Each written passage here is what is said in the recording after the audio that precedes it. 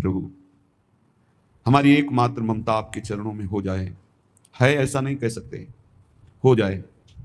ये ममता भी आपके चरणों में समर्पित है। आप खींच लीजिए, मेरा अहम आपके दासत्व से युक्त हो जाए। आप ऐसा कर दीजिए, मेरा मन मेरे प्राण आप में समर्पित हो जाए। आप स्वीकार कर लीजिए और जैसा चाहो वैसा करो।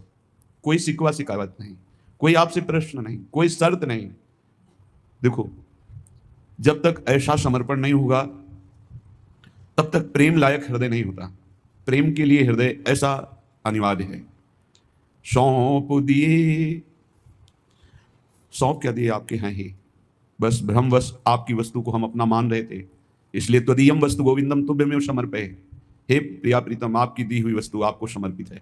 हम नहीं संभाल पा रहे हैं, हम इन्हें गंदा कर रहे हैं, तन को, मन को, इंद्रियों को, प्राणों को, अहम को दूषित कर रहे हैं। हम नहीं संभाल पा रहे आपकी धरोहर, तो आपकी दी हुई वस्तु आपको समर्पित कर रहे हैं।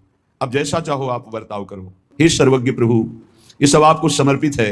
जैसी स्थिति चाहो दे दो, जैसी परिस्थिति चाहो दे दो, चाहे विपत्ति दे दो, चाहे संपत्ति दे दो, अब कोई प्रश्न नहीं होगा आपसे। हे नाथ, आप सर्वज्ञ हो, आप मेरे हृदय की बात को जानते हो, आप स्वच्छंद रूप से परम स्वतंत्र, जैसा चाहो वैसा बर्ताव करो। हे प्रभु, हे स्वामी, एकमात्र आप ही अब मेरे तन मन प्राण अहंकार सर्वस्व के स्वामी हो। जैसा चाहो आप व्यवहार करो। मुझे मान से कोई संबंध नहीं, अपमान से संबंध नहीं, किसी से कोई ममता नहीं, एकमात्र बस आपके चरणों से संबंध है। इसका फल क्या होता है?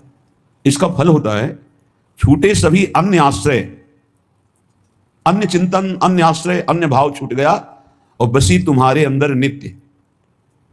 प्रभु के अंतर में हमारा स्थान बन गया और प्रभु हमारे अंतर में खेल करने लगे। जब तक किंचन मात्र भी हमारा अपनापन मन से, इंद्री से, अहम से, तन के संबंधियों से, भोगों से, तब तक लीला का प्रादुर्भाव नहीं होता।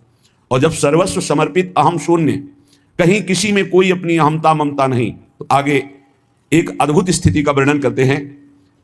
अब जब सब समर्पित हो गया तो प्रभु देख रहे हैं, नित्य निरंतर स्मृति अबाध और अखंड हो गई। क्योंकि हमारा भजन तभी टूटता है जब किसी वस्तु, व्यक्ति, स्थान में अपनापन होता है। देख लीजिए, जहां अपनापन होगा वहां बिगड़ने पर द्वेष हो जाएगा।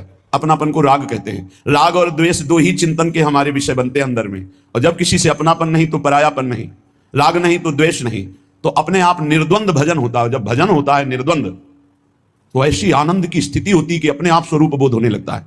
प्रसन्न आत्मा को स्वरूप बोध होता है, अखंड प्रसन्नता, उसी में अपने स्वरूप का बोध होता है। और ये सब एक क्षण में हो जाता है। इसके लिए कोई तिथि तारीख, जन्म जन्म लग जाए और कृपा हो जाए तो एक क्षण में स्वरूप बोध हो जाए। जहां प्रभु को पूर्ण समर्पण, पूर्ण ममता प्रभु के चरणों में, तो लीला का प्रादुर्भाव हो गया। ऐसे समर्पित उपासक के हृदय में एक विलक्षण खेल हो रहा है। हृदय में बाहर के चर्म चक्षुओं से उस खेल को नहीं देखा जा सकता और निःशब्द वो खेल है, अनिर्वचनीयम प्रेम स्वरूपम। इसलिए उसका शब्द के द्वारा वर्णन नहीं किया जा सकता जो समर्पित हृदय में क्रीड़ा होती प्रियालाल की। कौन बताए किसे यहां के कैसे अनुभव, आ न सके पल एक छोड़कर वह रस नित नव। ऐसा नित्य नवीन नवीन रस विलास हृदय में प्रिया प्रीतम का होता है कि उसको बताने की फुर्सत ही नहीं। कौन रस बाढ़े जहां बोली वो ही भार रही।